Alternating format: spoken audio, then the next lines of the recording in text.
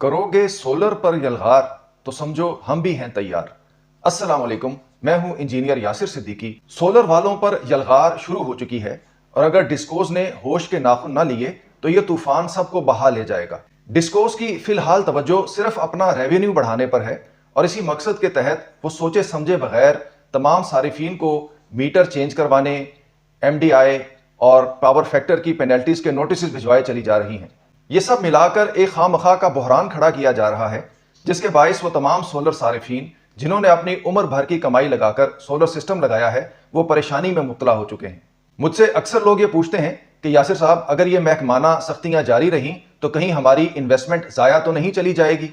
मेरी अव्वलीन ख्वाहिश तो यही है कि डिस्कोज अपनी पॉलिसीज बेहतर बनाएं और सारिफीन को तंग ना किया जाए, लेकिन अगर उनकी यही रविश बरकरार रही तो याद रहे कि मैं ही वो शख्स हूं जिसने कैनप के न्यूक्लियर पावर प्लांट के लिए वो सॉफ्टवेयर तने तनहा तैयार कर दिया था जो कैनेडियन हुकूमत ने देने से इनकार किया था।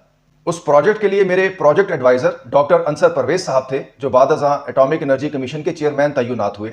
मेरी इसी खिदमत के बायस जब मेरा प्लेसमेंट का इंटरव्यू हुआ तो उस वक्त के मेंबर पावर और बाद के चेयरमैन एटॉमिक एनर्जी कमीशन जनाब परवेज भट्ट साहब और कैनप की इंतजामिया बजिद थी कि मुझे कैनप ही में रखा जाए, लेकिन चूंकि मैंने कमीशन के फेलोशिप प्रोग्राम में टॉप कर रखा था तो रिवायत के मुताबिक मुझे मेरी पसंद की जगह पर प्लेसमेंट दी गई और वो जगह थी centre for nuclear studies Islamabad. मैंने अपनी पिछली वीडियो में जिक्र किया था कि कॉमसैट्स यूनिवर्सिटी में मुशायरा मुनक्किद करवाने की तरह भी मैंने ही डाली थी। उस मुशायरे में मैं हमेशा मशहूर और मारूफ शायर जनाब अमजद इस्लाम अमजद को बड़ी मोहब्बत से बुलाया करता था। वो भी मेरे साथ बड़ी मोहब्बत रखते थे।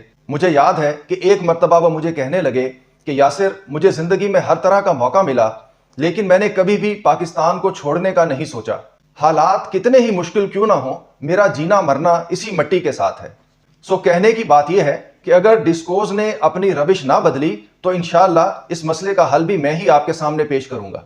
लेकिन फिलहाल हम सबको कोशिश करनी चाहिए कि डिस्कोज अपनी पॉलिसीज को बेहतर बनाएं और इस मकसद के लिए आप सब इस वीडियो को ज्यादा से ज्यादा शेयर करें ताकि हमारी बात फैसला साजों के कानों तक पहुंचे। इसके साथ ही मुझे इजाजत दीजिए। अल्लाह हाफिज।